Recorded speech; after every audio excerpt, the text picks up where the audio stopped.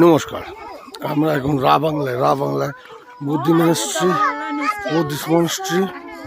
এই বুদ্ধিস্ট মনস্ট্রিতে অপূর্ব ওয়েদার, সুন্দর, খুব সুন্দর। সামনে বুদ্ধদেবের মূর্তি আছে, খুব সুন্দর দেখতে। জাস্ট ওয়েদারটা করে নেচারটাকে উপভোগ করুন। দারুণ ওয়েদার, খুব সুন্দর, দারুণ দারুণ, খুব সুন্দর।